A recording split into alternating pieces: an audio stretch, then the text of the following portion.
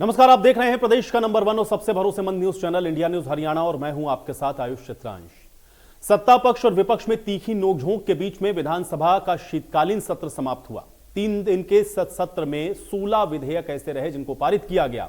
विधायकों ने अपने अपने इलाकों के मुद्दे को उठाया तो रोजगार और भर्ती का मुद्दा खूब छाया रहा। आखिरी दिन शराब घोटाले और गन्ने का रेट बढ़ाने की मांग को लेकर के भी खूब तुपतू मैं हुई है। गन्ने का रेट बढ़ाने की मांग पर मुख्यमंत्री ने कमेटी बनाने का ऐलान किया है जो 15 दिन में अपनी रिपोर्ट सौंपेगी और उसी के आधार पर सरकार इस पर फैसला करेगी।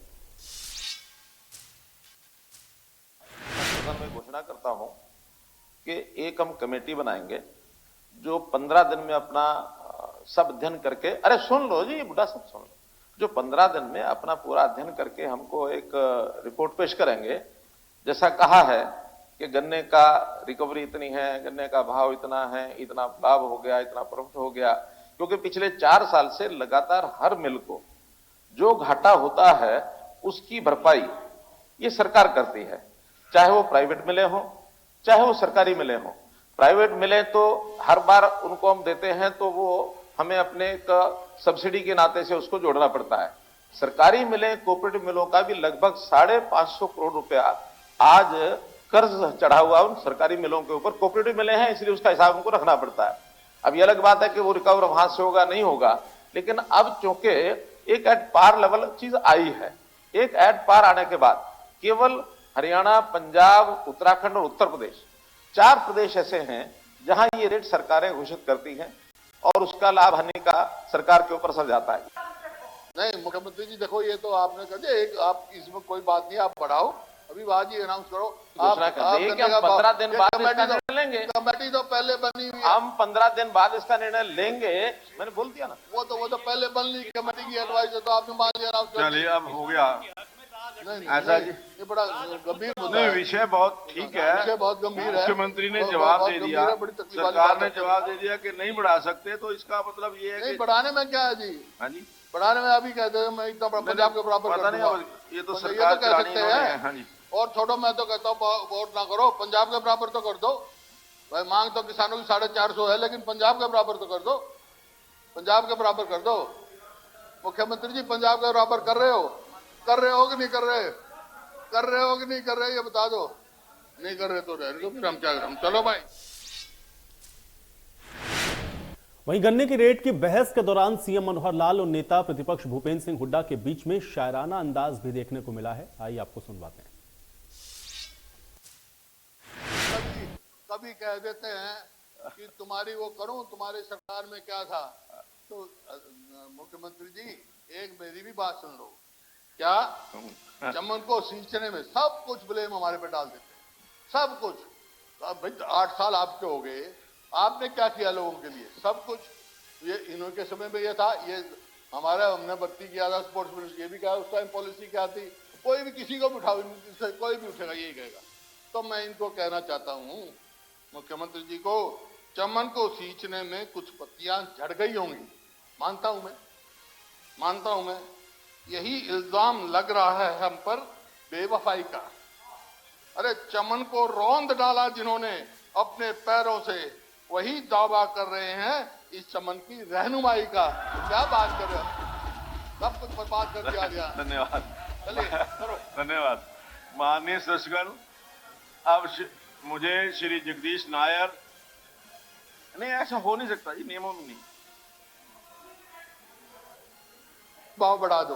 हाँ, गवर्नमेंट ऑफ इंडिया ने भी 15 रुपए बढ़ा दिया एसएपी, वहीं से देख लो, वहीं से ले लो, 15 रुपए बढ़ा दो, 20 रुपए बढ़ा दो। साहब, जिसे निभा न सकूं ऐसा वादा नहीं करता, जिसे निभा न सकूं ऐसा वादा नहीं करता। मैं बात अपनी सीमा से ज्यादा नहीं करता, मैं बात अपनी सीमा से ज्यादा नहीं करता। तमन्ना रखता हूं कि आसमान छू लेने की, तमन्ना रखता हूं कि आसमान छू लेने की, लेकिन औरों को गिराने की इरादा नहीं रखता।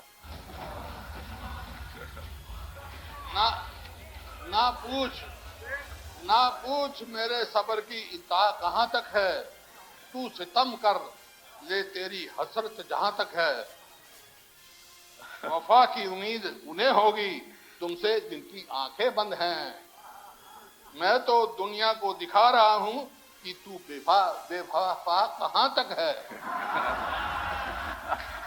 अध्यक्ष महोदय, अध्यक्ष महोदय,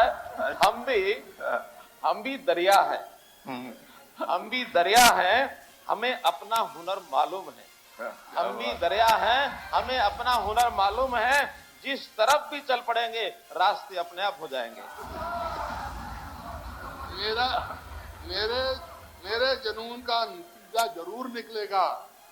इसी सिवा समुंदर से दूर निकलेगा। उसी का शहर, वही मुद्दई, वही मुंसिफ। हमें यकीन था हमारा कसूर निकलेगा। मेरी खामोशियों का लिहाज कीजिए। मेरी खामोशियों का लिहाज कीजिए। मेरी खामोशियों का लिहाज कीजिए। मेरी खामोशियों का गन्ना तो मिल जाएगा। मेरी खामोशियों का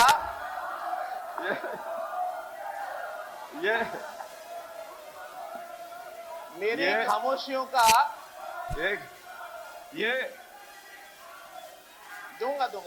एक मिनट मेरी जरा सुनो। खामोशियों का मेवा सिंह लिहाज जी, कीजिए।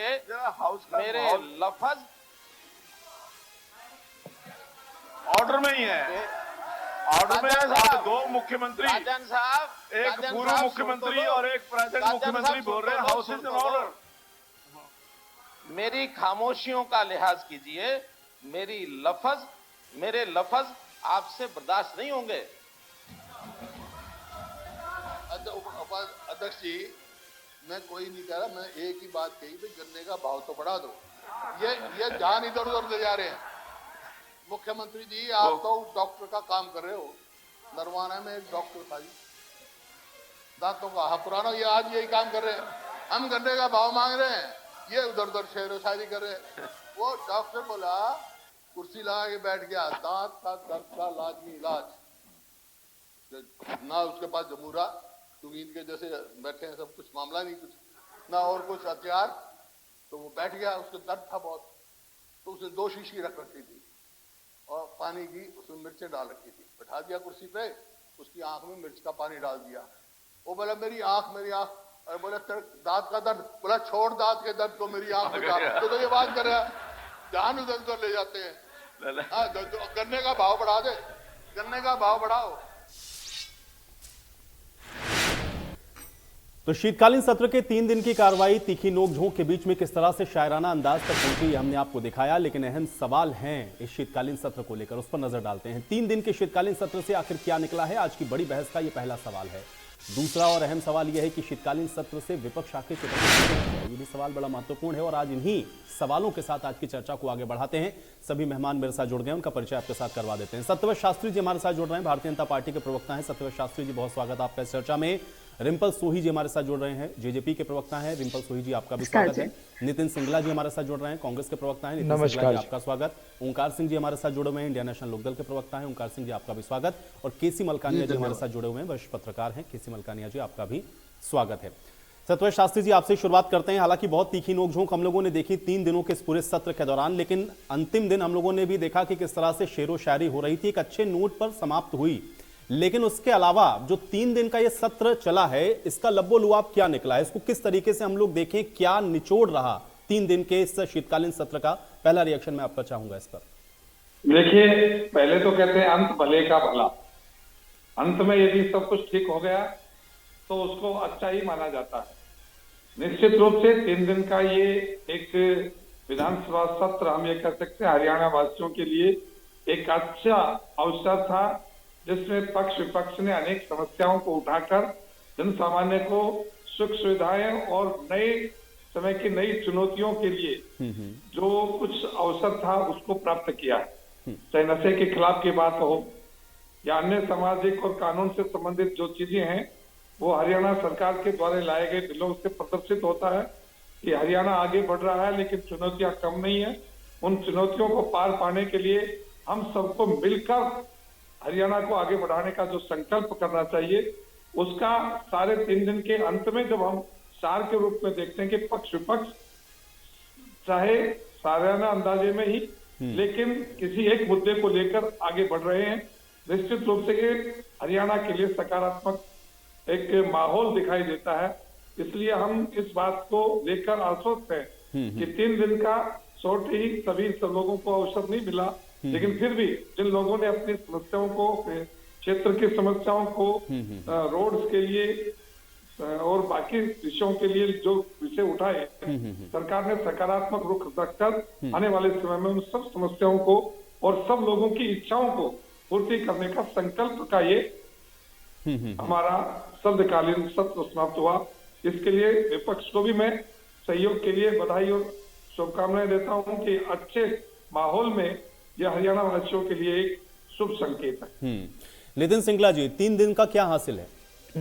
देखिए, सबसे पहले तो मैं बताना चाहूंगा कि किस तरीके से भाजपा जेजेपी की सरकार ने इस शीतकालीन सत्र को 3 दिन का रखकर एक लोकतंत्र की हत्या करने का, लोकतंत्र का मजाक उड़ाने का काम किया है। क्योंकि इस शीतकालीन सत्र को जिस तरीके से अफरा तफरी में 3 दिन का रखा गया, किसी भी विधायक को 30 सेकंड से ऊपर, 15 सेकंड से ऊपर बोलने का मौका नहीं मिला। ज्यादातर विधायकों को अपनी बात पूरी तरीके से रखने का मौका नहीं मिला। सभी विधायकों को अपने अपने हलके और क्षेत्र की बात रखने का मौका नहीं मिला। तो सबसे पहली बात तो जहां तक बात रही संतुष्टि की, विपक्ष की संतुष्टि की, मैं तो इतना जानता हूं, जहां तक का रिव्यू आज हमें मिला, वो कि सत्ता पक्ष के विधायक भी इस 3 दिन की शीतकालीन सत्र में मिले हुए समय से बिल्कुल भी संतुष्ट नहीं है। सत्ता पक्ष के विधायक भी अपने अपने क्षेत्र, अपने अपने हलके की बात रखना चाहते थे, लेकिन वो रख नहीं पाए। दूसरी बात, 3 दिन के अंदर जो मुख्य जो मुद्दे रहे, चाहे वो नशे का मुद्दा हो, चाहे वो सुरक्षा का मुद्दा हो, चाहे वो लोगों की इंफ्रास्ट्रक्चर की, विकास कार्यों की, नाली सीवरेज व अन्य मुद्दे हों, और सबसे बड़ा मुद्दा वो था गन्ने के मूल्य का। जी, आप देखिए किस प्रकार से हमारी यानी कि कांग्रेस की सरकार में 9 साल की, 9.5 साल की सरकार के अंदर जो गन्ने का दाम था, वो भूपेंद्र सिंह हुड्डा की सरकार ने 200 रुपए बढ़ाने का काम किया। और किस तरीके से 8 साल की भाजपा की सरकार में सिर्फ और सिर्फ 42 रुपए का मूल्य बढ़ाया गया। और आज जब चौधरी भूपेंद्र सिंह हुड्डा के द्वारा माननीय मुख्यमंत्री मनोहर लाल खट्टर जी से मांग रखी गई कि आखिरकार ऐसा क्या कारण रहा जो इतनी महंगाई के दौर में, जहां पर गन्ने की किसान की जो फसल है वो सड़ रही है, जहां इतनी परेशानियों के बीच में जो किसान जूझ रहा है, उसके बीच में आप 8 साल के अंदर सिर्फ 42 रुपए बढ़ाने में सक्षम रहे। आज भूपेंद्र सिंह हुड्डा जी ने विधानसभा के माध्यम से माननीय मुख्यमंत्री से मांग रखी कि वो इसको 450 रुपए जो किसान मांग कर रहे हैं वो की जाए। और कम से कम अगर आप उतना नहीं कर सकते तो पंजाब के मुख्यमंत्री के स्तर पे जो पंजाब में दिया जा रहा है, कम से कम किसानों को उतना दिया जाए। लेकिन फिर से वही मनोहर लाल खट्टर जी का ढला रवैया किसानों के प्रति, इस सरकार का, प्रदेश की जो इस सरकार का जो रवैया है वो किसानों के प्रति शुरू से ही जिस तरीके से उनके विरोध रहा, फिर से वही। ठीक है सिंगला जी, आपका कहना यह है कि संतुष्टि नहीं है, और दूसरा यह है कि समय को लेकर के जो आपत्तियां हैं वो आपकी हैं, क्योंकि रख नहीं पाए बात बहुत सारे विधायक, ये तो हम लोग लगातार सुन भी रहे थे। मुझे लग रहा है किसी गेस्ट ने अपना अगर स्पीकर ऑन किया है या कहीं टीवी अगर टेलीविजन चल रहा है तो उसको थोड़ा सा म्यूट कर ले, आवाज इको हो रही है जिन मेहमान के यहाँ भी चल रहा है, ऐसा हो रहा है। तो रिंपल सोही जी, आपका मैं रुक कर रहा हूँ। आप खास तौर से हम लोग देख रहे थे सड़क को लेकर के भी कुछ मुद्दे उठे, और चूंकि ये डिपार्टमेंट आप लोगों के पास में है, डिप्टी सीएम के पास में है, और इसको लेकर के भी बहुत सारे सवाल थे। हलकों के अंदर सबसे बड़ी समस्या यह है कनेक्टिविटी की, रोड्स की। कैसे देखते हैं एक तो इस 3 दिन के सत्र को, और जो विभाग से संबंधित सवाल उठ रहे थे उसको? सोई जी। जी, सबसे पहले तो मैं आपके चैनल के माध्यम से सभी विधायकों को बधाई मैं मानती हूँ कि सभी विधायक जो बधाई के पात्र हैं, जिन्होंने भी अपने सवाल उठाए और जिन्होंने भी अपने कॉन्स्टिट्यूएंसीज के बारे में अपनी प्रॉब्लम्स जो हैं वो इस सेशन में जाहिर करी हैं। क्योंकि देखिए, सबसे बड़ी जो ड्यूटी है एक विधायक की पार्टी की तरफ नहीं, विधायक की अपनी कॉन्स्टिट्यूएंसी की तरफ होती है। तो वो चाहे विधायक ऑपोजिशन से हो या सरकार से हो, कोई भी विधायक हो, उसकी सबसे बड़ी ड्यूटी अपने जिन लोगों ने उन्हें चुन के यहाँ तक भेजा है उनके प्रति उनकी रिस्पॉन्सिबिलिटी है, और उस रिस्पॉन्सिबिलिटी को बहुत अच्छे से निभाया। जी, जहाँ तक सड़कों की बात है, मेरा मानना है कि शायद इसीलिए क्योंकि ये डिपार्टमेंट जो है वो माननीय उप मुख्यमंत्री जी के पास है, और शायद इसीलिए जो हमारे विधायक थे इस एक डिपार्टमेंट से कुछ उम्मीद ज्यादा रखते हैं, इसीलिए उन्होंने अपनी जो भी प्रॉब्लम्स है, जो भी अपनी मांगे हैं वो सामने रखी, और मैं आशा करती हूँ कि जल्द से जल्द उनकी मांगों के लिए आगे कदम रखे जाएंगे। जी। ओंकार जी, अब मैं आपके पास आता हूं, क्योंकि हम लोग अभी अभय चौटाला जी को भी सुन रहे थे और आज सदन की कार्रवाई के दौरान वो काफी नाराज भी दिख रहे थे। एक तो ध्यान आकर्षण प्रस्ताव जो लाए, पहले एक्सेप्ट किया गया, फिर ये कहा गया सब जुडियस है इसलिए इस पर हम डिस्कशन नहीं कर सकते हैं। कैसे देखते हैं इस तो 3 दिन के सत्र को, और इसके अलावा जो मुद्दा उठाने की आप लोग कोशिश कर रहे थे, आज मौका भी नहीं मिला क्योंकि सब जुडियस है ये कहकर के उस पर चर्चा हुई नहीं आज सदन के अंदर, कैसे देखा जाए इसको? आयुष जी, सबसे पहले तो आज बहुत बड़ा दिन है। आज गुरु गोविंद सिंह जी के 2 छोटे साहिबजादे जिनकी उम्र महज 7 और 9 वर्ष की थी, उनका शहीदी का दिवस है। आज मैं उनको प्रणाम करता हूँ, कोटि कोटि प्रणाम करता हूँ। उन्हीं की बदौलत आज हम लोकतंत्र में, आज हम स्वतंत्र हवा में जी रहे हैं। अब मैं आना चाहता हूँ विधानसभा के 3 दिन के सत्र पर। आयुष जी, आपने 2 क्वेश्चन पूछे, बहुत ही बढ़िया पूछे, उम्दा क्वेश्चन। पहले तो मैं दुख हुआ इस बात को कि आज प्रदेश की जनता त्राही त्राही कर रही है। अनेकों समस्याएं हैं, family ID, property ID, registry व्यवस्था, टैक्स व्यवस्था, एनडीसी व्यवस्था, कितनी मेडिकल स्टूडेंट स्ट्राइक पर है, पटवारी स्ट्राइक पर है, त्राही त्राही कर रही है। और कितनी गंदगी से ये लोग वहां पे शायराना अंदाज में शायरी कर रहे थे। क्या जनता का दिल नहीं दुखता? क्या जनता नहीं देख रही थी कि कैसे मुख्यमंत्री महोदय शायरी कर रहे हैं और नेता प्रतिपक्ष वो भी शायराना अंदाज में उनको जवाब दे रहे हैं? शर्म आती है ऐसी व्यवस्था पर। आज हम समस्याओं से जूझ रहे हैं और ये शायरी कर रहे हैं। अब मैं मुद्दे पर रहना चाहता हूं। आयुष जी, आपने पूछा कि क्या हासिल हासिल तो यही शायरी हासिल हुई जनता को। आप ये देखिए, चौधरी अभय सिंह चौटाला जी ने 12 ध्यान आकर्षण प्रस्ताव प्रस्तुत किए, जिनमें से एक प्रस्ताव को पहले दिन मंजूरी मिली। उसमें उन्होंने पूछा कि क्या नशाबंदी के खिलाफ आपके कदम उचित हैं? उन्होंने ये पूछा कि आप किस नियम के तहत, किस कानून के तहत नशाखोरों के परिवार को बर्बाद कर रहे हो? क्योंकि एक व्यक्ति अगर अपराधी है, पूरा परिवार अपराधी नहीं है। सॉरी। देखिए आयुष जी, हमें संविधान में अपील और दलील का अधिकार दिया गया है। यह काम न्यायपालिका का है। न्यायपालिका जो काम करेगी, जो निर्णय लेगी, वो लागू होना चाहिए। या आप विधानसभा में नया कानून बना दीजिए कि आज के बाद न्यायपालिका का कोई इंटरफेरेंस नहीं रहेगा। जो मंत्री, जो संतरी, जो कार्यपालिका निर्णय करेगी वही निर्णय फाइनल होगा। एक छोटा सा उदाहरण देना चाहूंगा यहाँ पे। मान लो किसी ने अगर सरेआम कत्ल कर दिया है, तो कत्ल के बीच में 302 की धारा लगती है, लेकिन उसमें कुछ अपवाद भी लगते हैं। तो क्या उस व्यक्ति को अपील और दलील के अधिकार के बिना आप फांसी पर चढ़ा दोगे? कदापि नहीं चढ़ाओगे। तो ये प्रश्न चौधरी अभय सिंह चौटाला जी ने पहले दिन पूछा, जिसका कोई तसल्ली बख्श जवाब नहीं मिला। आज का क्वेश्चन वो नशे के ऊपर था। उन्होंने बोला कि 7.4 लाख शराब की पेटियां L113 से चोरी हुई हैं, गुम हुई हैं। तकरीबन 90 लाख बोतलें आयुषी, 90 लाख बोतल। अगर एक बोतल की कीमत आप एवरेज 500 रुपए लगाओगे तो 450 करोड़ बनते हैं। उनको सिर्फ ये कह के मना कर दिया गया चर्चा से कि मामला सब जुड़ी जाए। आयुषी, अगर किसी ने चोरी करी, उस पर पर्चा दर्ज हो गया, तो मामला अदालत में चला गया, मैं मानता हूं। क्या उस पर चर्चा नहीं हो सकती? ऐसा कौन सा नियम है जिस पर चर्चा नहीं हो सकती? देखिए, सरकार ने सत्ता पक्ष में किसी भी प्रश्न का सही तरीके से उत्तर नहीं दिया। मैं इस बात से खुश हूं कि कांग्रेस के विधायक ने प्रॉपर्टी आईडी का मुद्दा बहुत संदिग्धता से उठाया। मैं ये नहीं कहता कि वो कांग्रेस के हैं, मैं कहता हूँ वो ठीक है, जनता के लिए उठाया। क्या उसको जवाब मिला? 160 करोड़ रुपए का ठेका याशी कंसल्टेंसी को दिया गया, पेमेंट भी होगी। और मंत्री जी मानते हैं उसके मामले में 4.96% गलतियां हैं, लेकिन बोलते हैं, कितनी अजीब बात है, बोलते हैं कि 5% गलतियों का प्रावधान है, इसलिए उस पर कार्रवाई नहीं हो सकती। हे भगवान, ऐसे व्यक्ति को मंत्री कैसे बना दिया जो ये देख रहा 4.96% कर रहा है। और सबसे बड़ी बात है, अभी प्रॉपर्टी आईडी पूरी तो चेक ही नहीं हुई। बिल्कुल सही है।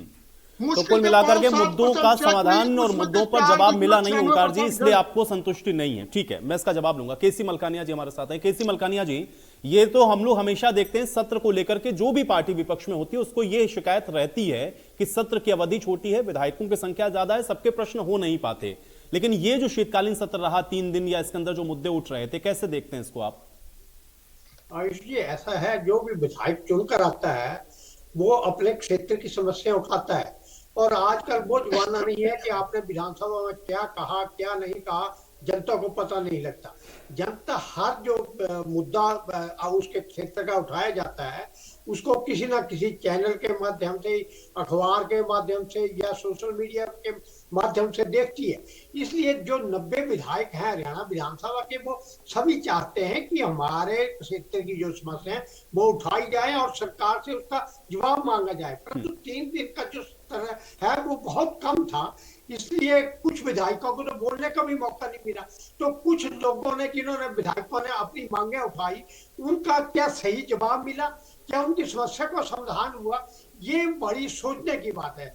सत्ता पक्ष को चाहिए कि जो भी उनके पास मुद्दे उठाए गए हैं उनका सदन में अच्छी तरह जवाब दिया जाए। ये ठीक है कि सत्र के अंतिम दिन मुख्यमंत्री और विपक्ष नेता भूपेंद्र सिंह हुड्डा जी ने आपस में चर्चा की, शायरो शायरी का चला, खुश माहौल में सत्र खत्म हुआ, बड़ी अच्छी बात है। परंतु जो गन्ने का मूल्य का वो प्रश्न उठाया गया, उसको कह दिया मुख्यमंत्री जी ने कि कमेटी बना दी गई है या कर गया, उसका कुछ साफ जवाब सामने नहीं आया। इसलिए सरकार को और सत्ता पक्ष को चाहिए जो विधायकों की समस्याएं उनका हल करे और जो मुद्दे सदन में उठाए जाते हैं उनका सही जवाब दे और उनका हल करे। क्योंकि सरकार जो सत्ता पक्ष के विधायक हैं वो भी चाहते हैं कि हमारी जो समस्या, हमारे क्षेत्र की समस्या वो भी सामने आए। और विपक्ष को तो आलोचना करना विपक्ष का अधिकार है और आलोचना से सरकार को भी सबक मिलता है। सरकार जानती है कि उनमें क्या कमी है और उनको हल करने के लिए प्रयासरत रहना चाहिए। परंतु विपक्ष को भी चाहिए कि केवल आलोचना के लिए आलोचना ना करे, सही मुद्दे उठाए और सही तरह से सदन में बहस करे और उन मुद्दों का अपने जो समस्या है उनका हल सरकार के पास। शास्त्री जी बिल्कुल, हल्के के अंदर जितने भी विधायक हैं, अब 90 विधायकों को अगर समस्याएं उठानी तो जाहिर है कुछ समय तो होना चाहिए, क्योंकि समस्या उठाने का सबसे सही जगह ये विधानसभा ही है। अब सत्र छोटा होगा तो जाहिर है कि ये निराशा तो होगी विधायकों को कि भाई हम तो समस्या उठा नहीं पाए, और जो उठा भी रहे थे समय इतना कम उनको मिला कि उस पर कोई जवाब नहीं आ पाया। देखिए आयुष जी, 3 दिन का सत्र था, लेकिन यदि हरियाणा विधानसभा का इतिहास देखा जाए सत्र वाइज, तो सबसे लंबे सत्र भी भारतीय जनता पार्टी के द्वारा आयोजित किए गए। विपक्ष का, चाहे चौटाला साहब की सरकार रही हो या उससे पहले कांग्रेस की रही हो, उसके बाद कांग्रेस की रही हो, उनका मुझे कम से कम इतना ध्यान है कि 3 दिन से ज्यादा किसी भी समय किसी भी पार्टी का कोई भी सत्र आगे तक चला ही नहीं। लेकिन फिर भी समय की आवश्यकता के अनुसार, आधुनिकता के अनुसार सब लोगों को अपनी मार्केटिंग करनी है, केवल इसलिए सत्र बढ़ा दिया जाए और उसके लिए सरकार जो पैसा उसके ऊपर खर्च किया जाए। मैं समझता हूं कि ये बहुत नाकाफी भी है और ऐसा नहीं है कि ऐसा होने से ही समस्याएं उठती है और समस्याओं का समाधान नहीं होता। ये तो केवल एक मार्केटिंग का विषय है। लेकिन सरकारों का जो विधानसभा वाइज विधायकों को जो अनुदान की बात है, उनके कामों का प्रति बजट का बात है, बजट देने की बात है, वो मुख्यमंत्री जी सदा करते हैं। उसके लिए सत्र का उपयोग करने की कोई व्यवहारिक बात नहीं है। लेकिन फिर भी यदि किसी विधायक को ऐसा लगता है तो एक सत्र नहीं तो दूसरे सत्र में, दूसरे नहीं तो तीसरे सत्र में पर्याप्त समय सबको बांटकर दिया जाता है और ये केवल सरकार का हिस्से की बात नहीं होती। ठीक है, लेकिन सत्यवाद जी थोड़ा सा स्पेसिफिक बात करते हैं। मुझे एक बात बताइए, एक तो रोजगार को लेकर के शास्त्री जी एक तो रोजगार को लेकर के सवाल उठाया विपक्ष की तरफ से, उसका क्या जवाब दिया गया? नशे को लेकर के सवाल उठाया गया, उसका क्या जवाब आप लोगों ने सही तरीके से दिया? ये जो अहम विषय उठ रहे थे, जैसे आज गन्ना किसानों का मुद्दा उठा, आपने कहा कि हम कमेटी बना देते हैं, 15 दिन के बाद हम देखेंगे, लेकिन इसका जवाब जो आप दे रहे हैं उससे संतुष्ट नहीं है विपक्ष। देखिए आयुष जी, प्रश्न और उत्तर वो एक ही व्यक्ति का नहीं होता। प्रश्न भी मेरा हो, उत्तर भी मेरा हो। प्रश्न आपका होगा तो उत्तर किसी और का होगा, व्यवस्था से होगा। इसलिए ये बात चाहना कि मैं जो प्रश्न कर रहा हूं उसका उत्तर वही मिले जो मैं चाहता हूं, ऐसा नहीं। किसानों के हमदर्द बनने वाले हुड्डा साहब या कांग्रेस के नेता इस बात को खूब अच्छे से जानते हैं कि पिछले 8 साल के अंदर किसान के खाते में लाखों करोड़ रुपया जो सरकार ने डाला है किसी भी माध्यम से, आज तक वो किसी सरकारों ने नहीं डाला। इस बात को भूल जाते हैं कि आपके यहाँ कैसे चलता था, आज यहाँ कैसे चलता है। रोजगार का जो विषय है उसके अंदर माने मुख्यमंत्री जी द्वारा जो पोर्टल के ऊपर और कौशल विकास निगम के माध्यम से जो नौकरियां की है, उसके लिए देखिए कितनी बड़ी बात थी। ये ठेकेदारों के अधीन पर रहते थे, ठेकेदार कैसे कैसी सुविधाएं सरकार से लेते थे, लेकिन कर्मचारी तक नहीं पूछती थी। उन सब व्यवस्थाओं को सरकार के अधीन रहकर ये एक व्यवस्थित काम किया, लेकिन उनको चाहे वो थोड़े समय के लिए हो, कम समय के लिए हो। लेकिन शास्त्री जी, गन्ना किसानों का तो आप लोगों ने मूल्य बढ़ाया नहीं, और आपने कहा कि अभी हम कमेटी फिर बनाएंगे, 15 दिन के बाद वो रिपोर्ट देगी। कम से कम भूपेंद्र हुड्डा कह रहे थे कि जो पंजाब के बराबर है उतना ही दे दीजिए, किसान तो 450 मांग रहा है। देखिए मैं ये कह रहा हूं आयुष जी, प्रश्न मेरा और उत्तर आपको देना है ना। मैं चाहूं कि आयुष जी ये प्रश्न ये उत्तर देते, ये तो बात नहीं ना।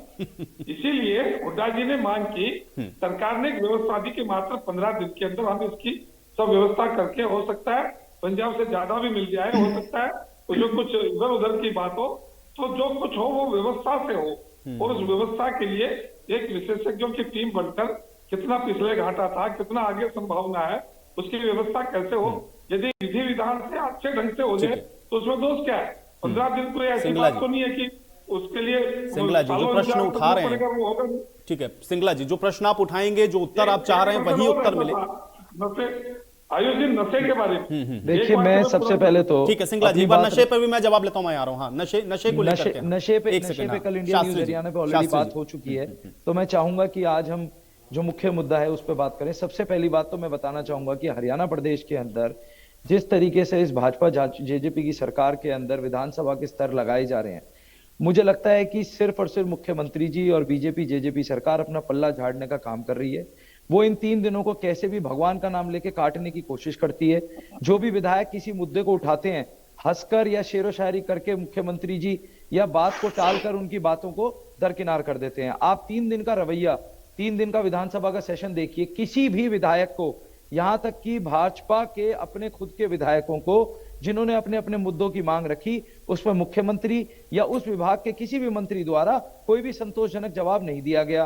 कोई भी मुख्यमंत्री का, विभाग का कोई भी अधिकारी, कोई भी प्रिंसिपल सेक्रेटरी या कोई भी मंत्री किसी भी जवाब के लिए तैयार नहीं था। 3 दिन के शीतकालीन सत्र के अंदर जो भी सवाल विधानसभा में रखे जाते हैं, उसके लिए संपूर्ण तरीके से पहले ही उसके लिए नोटिफाई कर दिया जाता है कि कौन सा विधायक कौन सा सवाल उठाएगा, और उसकी एक एक कॉपी सभी संबंधित विभागों को, मुख्यमंत्री को, उनके मंत्रियों को भेजी जाती है। उसके बावजूद भी ना तो विभाग के किसी भी आईएएस ने, ना ही विभाग के मंत्री ने, ना ही मुख्यमंत्री ने किसी भी विधायक को संतोषजनक जवाब दिया। आप देखिए कितनी हास्यास्पद बात है कि गन्ना के किसानों को आज हरियाणा के अंदर 14 गन्ना मिल चलती हैं, 14 जिलों के अंदर 14 गन्ना मिल चलती हैं। उन 14 जो जिलों में गन्ना मिल चलती हैं उसमें 65 से 70% किसान आज सिर्फ और सिर्फ गन्ना उगाने का काम करते हैं। आज से 2 महीने सिंगरा जी, सरकार ने ये तो कहा नहीं कि हम नहीं बढ़ाएंगे, ना इनकार किया, कहा तो हमने कमेटी बना दी है, वो 15 दिन में जो रिपोर्ट देगी उसके आधार पर हम रेट बढ़ा देंगे। आयुष जी, आप पिछला विधानसभा का सत्र उठाकर देखिए, उसमें भी यह मांग माननीय पूर्व मुख्यमंत्री नेता प्रतिपक्ष चौधरी भूपेंद्र सिंह हुड्डा द्वारा जब उठाई गई थी, तो ऑन रिकॉर्ड मुख्यमंत्री मनोहर लाल खट्टर जी ने यह जवाब दिया था कि हमने ऑलरेडी कमेटी बना दी है और कमेटी उसके ऊपर सर्वे कर रही है।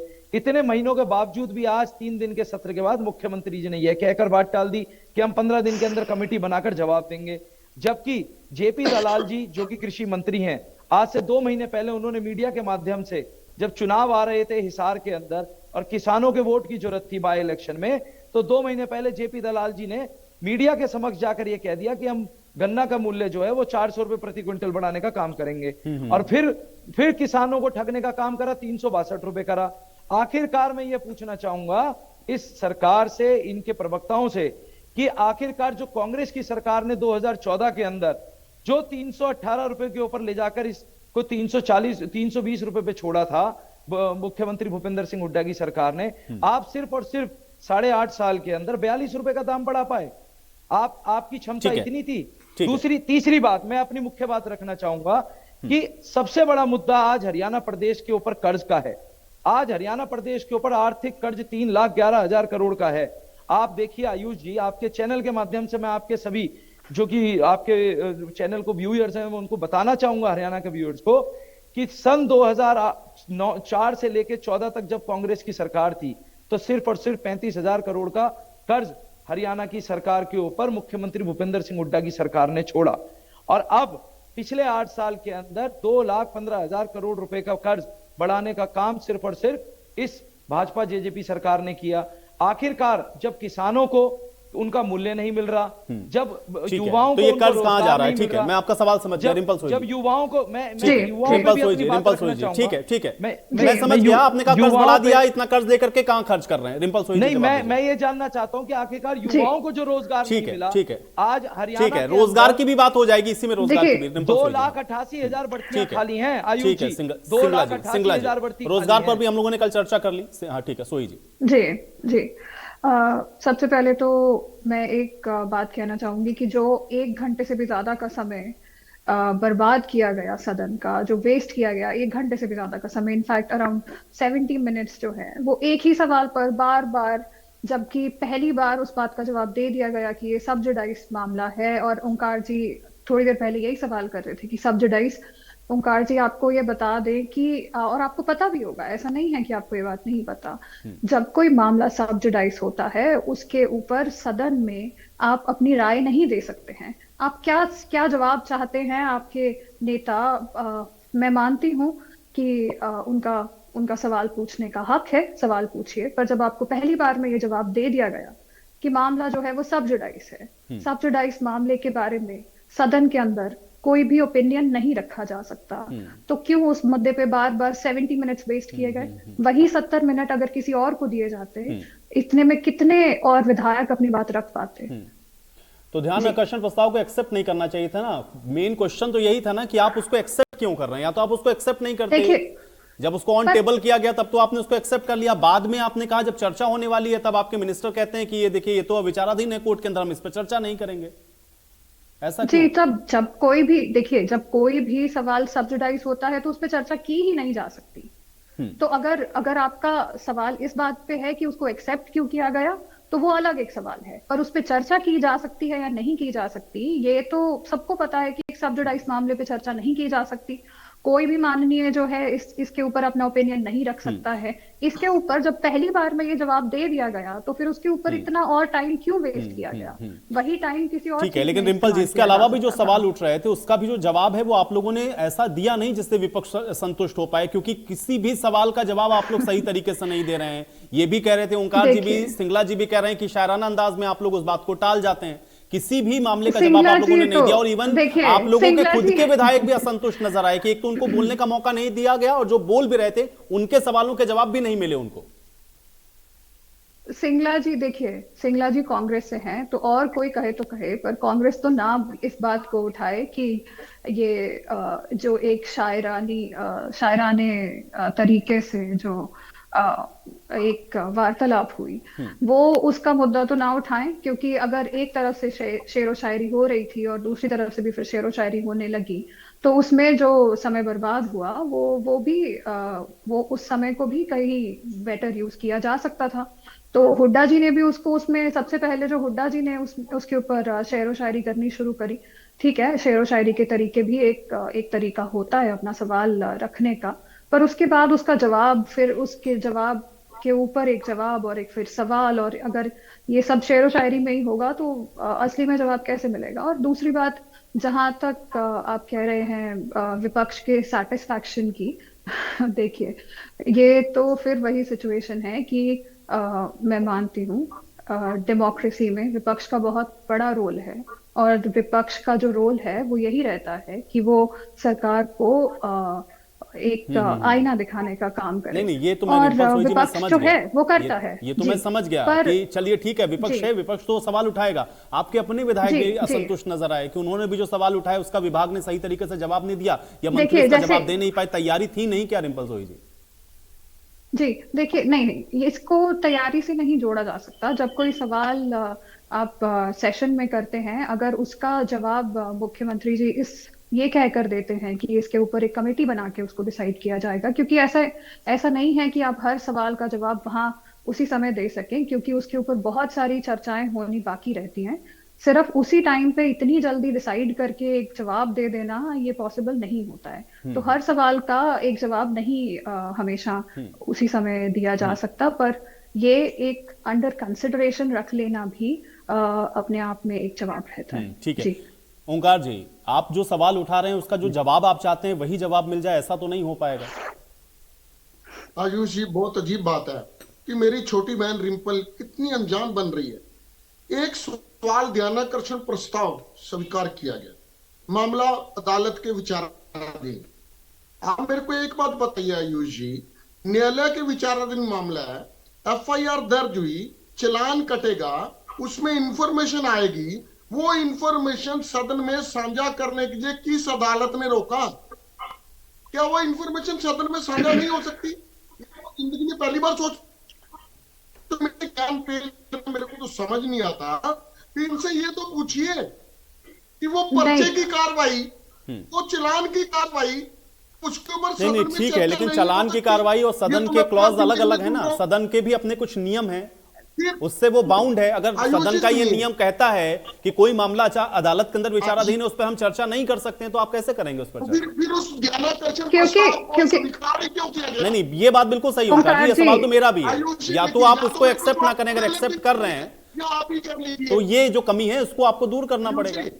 लेकिन हाँ, ये तो नियम आप लोगों के, आपके विधानसभा का ही है।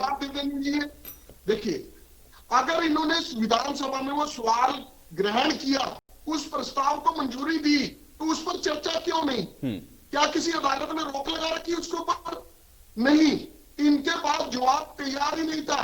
आयुष जी, छोटा मामला नहीं है, 450 करोड़ का मामला है और पर्चा दर्ज हुआ, उसकी एफआईआर दर्ज हुई है। इस पर चर्चा नहीं होती क्या? अगर कोई पर्चा दर्ज होता है कुछ आपके सामने, आपके चैनल पे, क्या चर्चा नहीं होती? क्या होती है? नहीं ओंकार जी, देखिए आप उसको जनरलाइज कर रहे हैं।